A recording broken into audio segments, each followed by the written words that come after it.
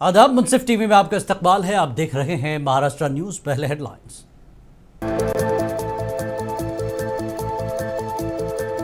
वज़ीर आला देवेंद्र फडणवीस ने बुल्ढाना में पार्टी के नए दफ्तर के लिए की भूमि पूजन। कहा, बीजेपी का दफ्तर सिर्फ एक इमारत नहीं, कारकुनों की मेहनत, कुर्बानी और आवाम के साथ जुड़ाव की अलामत।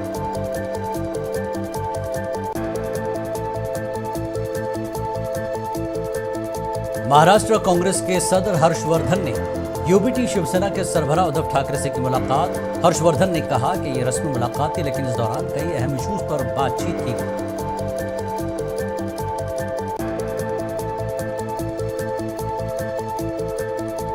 यूबीटी के तर्जुमान संजय राउत ने वजीर आजम नरेंद्र मोदी को जमकर तनकीद का निशाना बनाया। कहा, अमेरिका, फ्रांस और चाइना के खिलाफ पीएम की जबान नहीं खुलती।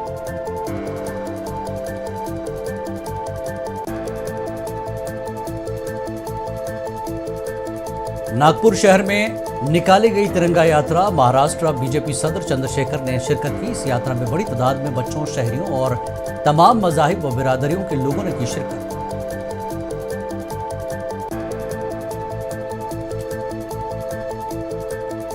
जलगांव जिले में पीआर शर्मिष्ठा के खिलाफ अवाम का एहतजाज। कहा, हुजूर की शान में गुस्ताखी नहीं की जाएगी बर्दाश्त।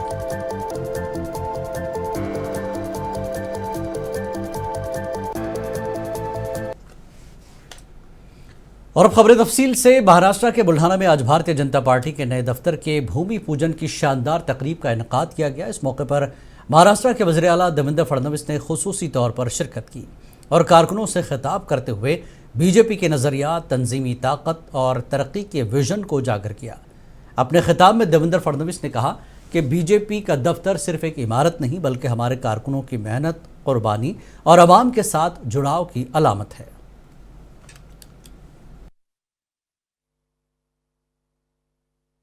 आज आपल्या सगळ्यांकरता अत्यंत आनंदाचा दिवस आहे की आपण भारतीय जनता पक्षाच्या जिल्हा कार्यालयाचं भूमिपूजन केलं।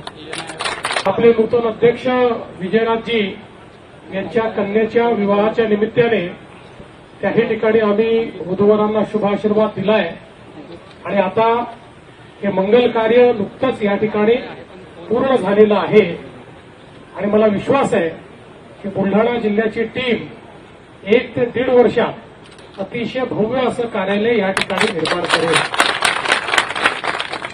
खरं तर प्रत्येक व्यक्तीची इच्छा असते की त्याचं स्वतःचं एक घर व्हावं, पण कार्यालय हे पक्षाचं घर आहे।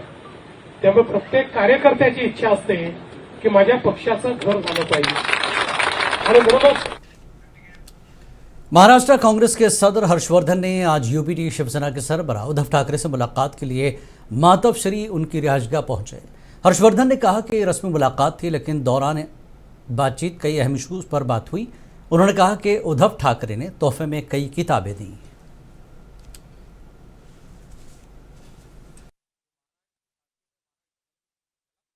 वो वारकरी संप्रदाय की दिंडी की भी फोटोग्राफी की एक किताब उन्होंने दी है और मैंने भी मिश्रा जी की जो राहुल गांधी जी की जो किताब है उनको देखकर मैंने उनको भी वहां पर एक संदेश और एक सम्मान उनका किया है। और इसके साथ ही महाविकास आघाड़ी के दरमियान एक बातचीत सौहार्दपूर्ण माहौल में कैसी बनाए, इसके बारे में हमारी लंबी बात हुई। बहरहाल जो लोकल बॉडी के इलेक्शन है उसमें कांग्रेस की जो भूमिका है कि लोकल लेवल पर, जिला लेवल पर, यूनिट लेवल पर उसके अधिकार प्रदान किए गए। सभी ने उनसे भी जानकारी दी, उन्होंने भी उसी प्रकार से एक्सरसाइज शिवसेना कर रहे ये भी बताया। तो आज की मुलाकात कोई राजनीतिक अंदाज में या कोई राजनीतिक एजेंडा के तहत नहीं थी। एक जो महाराष्ट्र की और देश की जो संस्कृति है, एक शिष्टाचार की संस्कृति है, सभ्यता की संस्कृति है, उस दायरे में आज उनके साथ मुलाकात हुई। यूबीटी के तर्जुमान संजय राउत ने वज़ीर आज़म नरेंद्र मोदी को जमकर निशाना बनाया। उन्होंने कहा कि पीएम अमेरिका, फ्रांस और चाइना के खिलाफ अपना मुंह बंद कर रखते हैं। एप्पल की कंपनी के हिंदुस्तान में प्रोडक्शन के हवाले से ट्रंप के बयान पर उन्होंने कहा कि हुकूमत को इसकी वजाहत करनी चाहिए।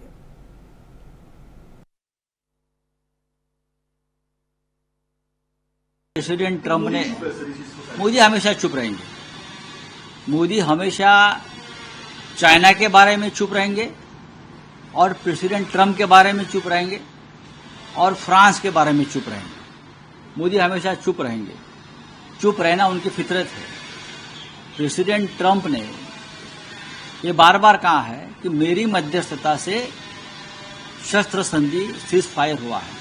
कल उसने एक शब्द का हेराफेरी की है, मध्यस्थता शब्द निकालकर मैंने मदद करने की कोशिश की। उसका मतलब क्या है?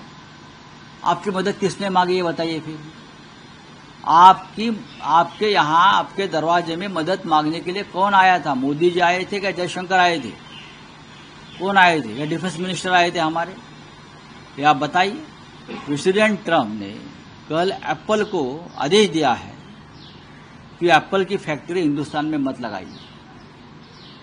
क्यों भाई? क्यों? उसका खुलासा होना चाहिए। हमारी मुंबई से एक जज्बे-ख़ज़ तस्वीर सामने आई है जहां मारूफ समाजी कारकुन सीमा सिंह ने बच्चों के साथ मिलकर तिरंगा यात्रा निकाली। सीमा सिंह और मासूम बच्चों ने गलियों में तिरंगा कर यह पैगाम दिया कि अगरचे हम सरहद पर नहीं लेकिन हमारे दिलों में तिरंगा लहरा रहा है और जब वक्त आएगा हम सब एक सिपाही की तरह मुल्क के लिए खड़े होंगे।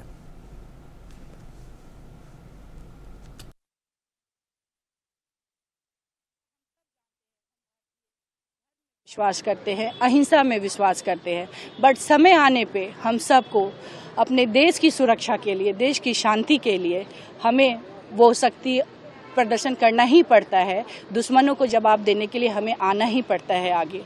और सिंदूर, जो ऑपरेशन सिंदूर है, आप लोग, ये जस्ट एक नाम नहीं है ऑपरेशन का, ये एक भावना है।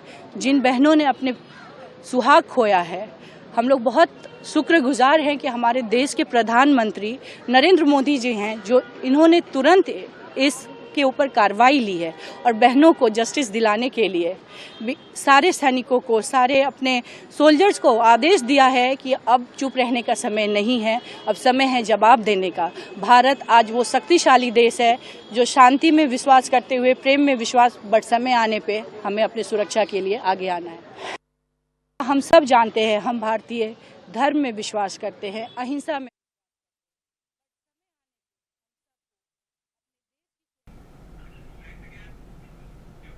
महाराष्ट्र के नागपुर शहर में तिरंगा यात्रा निकाली गई। इस यात्रा में महाराष्ट्र के वजीर और रियासती बीजेपी सदर चंद्रशेखर शिरकत की।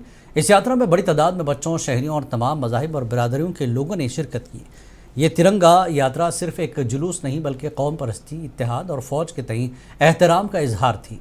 इस मौके पर चंद्रशेखर ने कहा कि ये यात्रा किसी सियासी जमात की नहीं बल्कि हर हिंदुस्तानी की है। हर तबके, हर मजहब और हर पार्टी के लोग इसमें शामिल हुए हैं।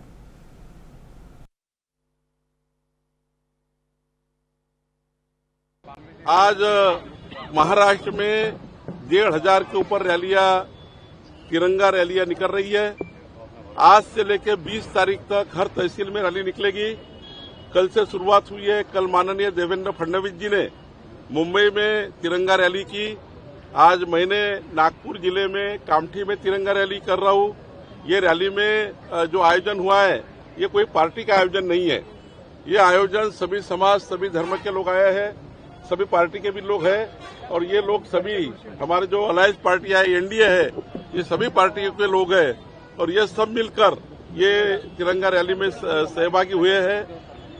बाद में सिंदूर रैली भी निकलेगी और ये रैलियां इसलिए है कि माननीय प्रधानमंत्री जी के नेतृत्व में और हमारी सेना ने जिस प्रकार से पाकिस्तान को सबक सिखाया, पाकिस्तान ने जिस प्रकार से दहशतवादियों ने हमें नुकसान करने का प्रयास किया, भारत को नुकसान करने का प्रयास किया, वो पाकिस्तान को घर में जाकर घुस के मारने की ताकत हमारे सैनिकों ने तैयार की। और इतना ही नहीं, जिस प्रकार से भारत ने पराक्रम किया है, अमेरिकन सारे। शिवसेना लीडर संजय निरुपम ने आज मुंबई में एक प्रेस कॉन्फ्रेंस से खिताब किया। इस दौरान मुल्क भर में निकाली जा रही तिरंगा यात्रा के ताल्लुक से उन्होंने बात की। उन्होंने कहा कि मुल्क भर में फौज, खासकर फजाइया के लोग जमकर तारीफ कर रहे हैं। उन्होंने कहा कि सरहदों पर जवान तैनात हैं जिसकी वजह से हम महफूज हैं।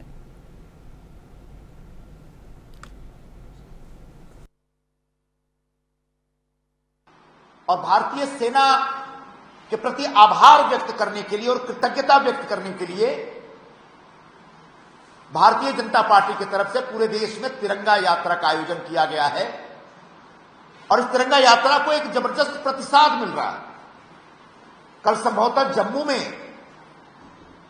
स्वयं उत्स्फूर्त तरीके से दसियों हजार लोग निकले रास्ते पर और भारतीय सेना के जवानों को उन्होंने नमन किया, भारतीय सेना की उपलब्धियों को उन्होंने प्रणाम किया। जिस तरीके से भारतीय वायुसेना ने पाकिस्तान के एयर डिफेंस सिस्टम को भेदते हुए उनके 9 टेरर ठिकाने को बर्बाद किया, नष्ट किया, 100 से ज्यादा आतंकवादियों को मार डाला, लगभग 11 एयरबस पर उन्होंने हमला किया और 50 एक उनके जो जवान थे पाकिस्तानी सेना के, जिसमें एक स्क्वाड्रन लीडर भी था पाकिस्तानी एयरफोर्स का। कांग्रेस लीडर पी चिदम्बरम के एक बयान ने अपोजिशन जमातों में खलबली मचा दी है। उन्होंने कहा कि मुल्क में इंडिया इत्तेहाद का मुस्तकबिल बहुत रोशन नहीं है, जिसके बाद रद्दमल का सिलसिला शुरू हो गया। बीजेपी रहनुमा डॉक्टर आशीष राव देशमुख ने कहा कि पी चिदम्बरम एक तजुर्बेकार लीडर हैं और उन्होंने मौजूदा सियासी सूरत हाल की हकीकत को समझने की कोशिश की है। उन्होंने कहा कि जो भी इंडिया इत्तेहाद की कश्ती में सवार है, सब के सब भागने का रास्ता तलाश कर रहे हैं। देखिए, मैं तो कहूँगा जो पर जी ये अनुभवी नेता है और उन्होंने जो सच्ची हालत है उसको बयां करने का काम किया है।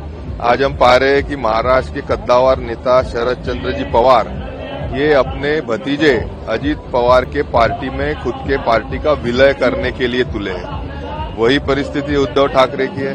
मैं तो कहूँगा जो भी इंडिया आघाड़ी के साथ चुनाव में उनके बाकी सहयोगी दल थे, एक एक करके सब बिखराव की राह पर दिख रहे और इसलिए चिदम्बरम। और मध्य प्रदेश के वजीर विजय शाह की जानिब से कर्नल सोफिया कुरैशी के खिलाफ किए गए नाज़ेबार रिमार्क्स पर शिवसेना की रहनुमा शायना इंसी ने कहा कि किसी भी लीडर को कर्नल सोफिया कुरैशी पर तबसरा करना अफसोसनाक है। It's deplorable for any leader to comment on Colonel Sophia. Look at her track record. From 2004 to 2006, she was a platoon commander, leading over 30 soldiers in field operations. 2007 to 2009, she was with the United Nations peacekeeping mission in Congo, where she worked on conflict resolution, community support and security management. In 2010 to 2013, she was a senior instructor at IMA that trained cadets and gave them tactical signals for warfare. 2014 to 2017, as a battalion of the 2nd Command, she was in charge of operational planning, troop coordination and logistics on the field. 2018, she is the commanding officer overseeing strategic missions and disaster relief. Now this is Sophia Qureshi, and you have leaders of political parties choosing to defame her based on her gender, based on her caste creed community. This is not acceptable to any Indian. As a woman, Maharashtra के बुल्ढाना जिले के PayPal गांव में एक 9 साल की बच्ची के साथ इस्मत रेजी का मामला सामने आया। इस मामले में मकामी पुलिस ने एक 24 साल के मुलजिम को गिरफ्तार किया। बताया जा रहा है कि मुलजिम गांव में चिकन की दुकान चलाता है। जब बच्ची दुकान पर चिकन खरीदने के लिए आई तो उसने बच्ची को बहला फुसलाकर दुकान में खींच लिया और उसके साथ मुश्तबा तौर से इस्मत रेजी की। इस मामले को लेकर पूरे गांव में गुस्से का माहौल है। लोगों ने गांव में रैली कर इंतजामिया से मुलजिम के खिलाफ सख्त कार्रवाई का मुतालबा किया।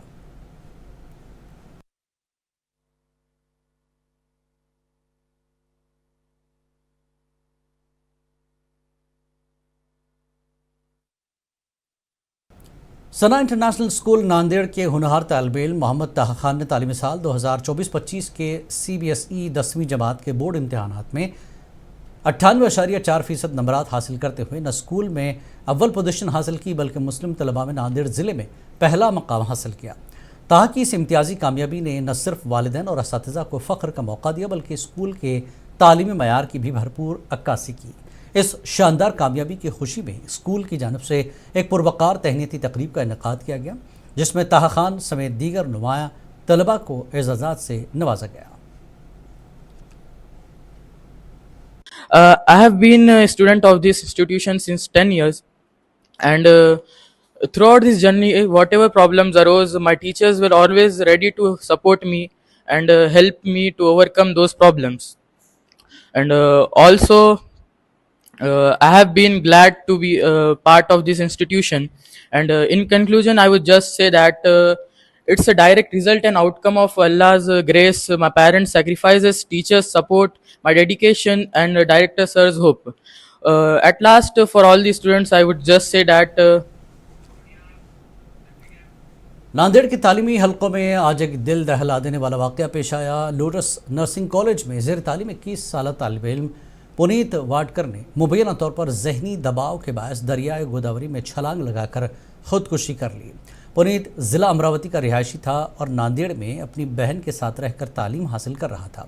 वो 12 मई से लापता था और गुज़श्ता रोज़ उसकी लाश गोदावरी से बरामद हुई। वाक़े के बाद मुतवफ़्फ़ी के रिश्तेदारों और साथी तलबा में गम व गुस्से की लहर दौड़ गई।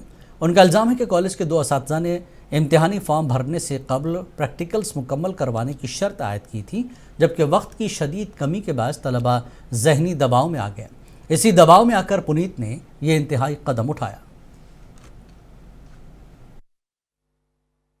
पुनीत विनोद वाटेकर वय वर्ष 20 लोटस नर्सिंग कॉलेजचा विद्यार्थी आहे। त्याने गोदावरी नदीपात्रात उडी मारून आत्महत्या केली आहे। त्याचा प्रयत्न मिळालेला आहे। प्रेत पोस्टमार्टम गटा पाठवलेला आहे। नातेवाईकांच्या तक्रारीवरून अकस्मात मृत्यू दाखल करून ते संपूर्ण आत्महत्या प्रकरणाची सखोल चौकशी करण्यात येईल। सर्व विद्यार्थ्यांचे संस्थेचे नातेवाईकांचे स्टेटमेंट सर्व नोंद करण्यात येईल। परीक्षा फॉर्म भरायला सुरू होते, त्याच्यात असाइनमेंट बी सुरू होत्या। त्या असाइनमेंट पूर्ण न केल्यामुळे त्याला त्याच्यामुळे डिप्रेशनमध्ये आला होतो।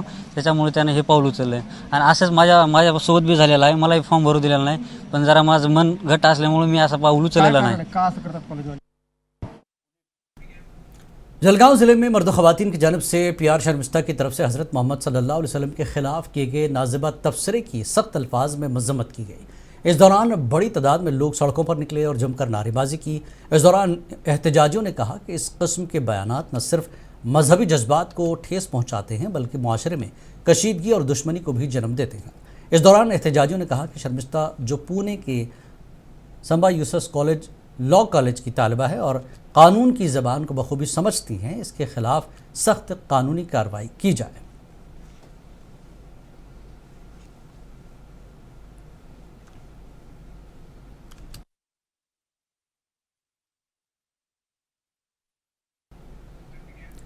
थाने व मज़ाफ़ात में बढ़ती चेन स्नैचिंग, गाड़ियां चोरी और डकैती की वारदात के सबब पुलिस ने खुफिया मुखबिरों और तकनीकी तज्जिया की मदद से मुलजमान का सुराग लगाते हुए कल्याण से वसीम यूसुफ अली, कौसर यूसुफ अली, जाफ़र, शिवा सिंह और पूनम कौर अमर सिंह को गिरफ्तार कर उनसे पूछताछ की। पुलिस ने कहा कि इन मुलजमान पर थाने पुलिस कमिश्नरेट और नवी मुंबई पुलिस कमिश्नरेट में कुल 29 जराइम दर्ज हैं, जिनमें अक्सर डकैती, चेन स्नैचिंग, मोटर गाड़ियाँ चोरी, घर चोरी, नकबजनी के मुताल्लिक़ हैं।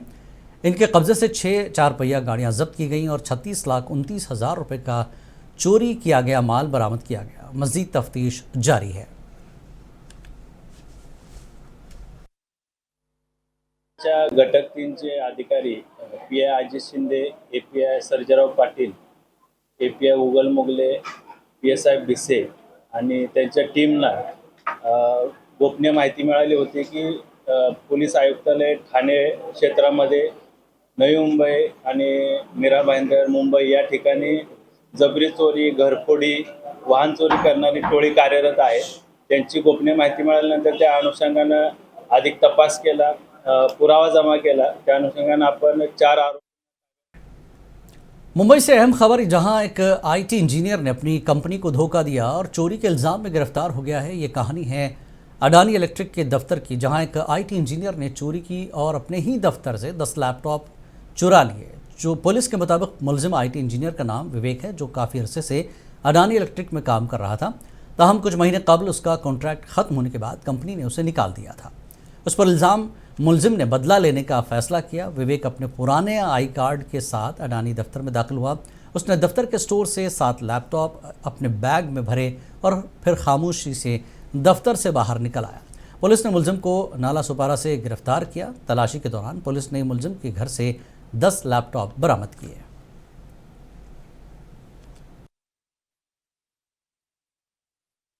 नाही एकत्रच केली आपण त्याच्यातून 7 तरी चोरी केली त्यांनी टोटल 10 लॅपटॉप चोरी केले होते पण अदानीवाल्यांना 7च माहिती पडलं अदानी कंपनी खूप मोठी आहे तर एका ठिकाणाहून 7 चोरी केली होती ते त्यांना माहिती होतं पण बाकीच्या टेबलवर वगैरे जे 3-4 उचलले होते ते लॅपटॉप त्यांना माहिती नव्हते त्यात काही इम्पॉर्टंट डेटा वगैरे अदानीचा डाटा अदानीच्या एम्प्लॉईजचे लॅपटॉप होते सगळे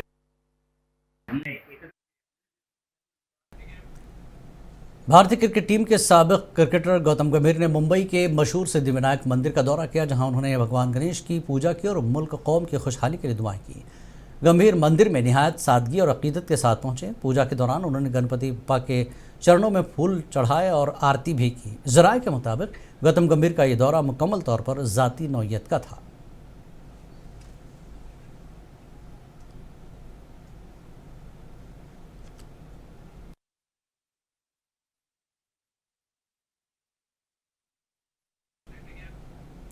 राजनाथ सिंह ने कल कश्मीर का दौरा किया और आज गुजरात के भुज पहुंचे। इस दौरान वज़ीर दिफा ने फौजी जवानों से मुलाकात की। अपने खिताब में राजनाथ सिंह ने कहा कि बिना सरहद पार किए दहशतगर्दों को हलाक किया गया। उन्होंने कहा कि ऑपरेशन सिंदूर ने फ़ख्र से सर ऊंचा कर दिया। इस मौके पर राजनाथ सिंह ने कहा कि पाकिस्तान अभी प्रोबेशन पर है, रवैया नहीं बदला तो कार्रवाई होगी।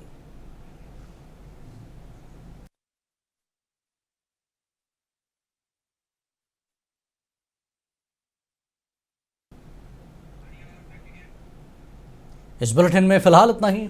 आदाब।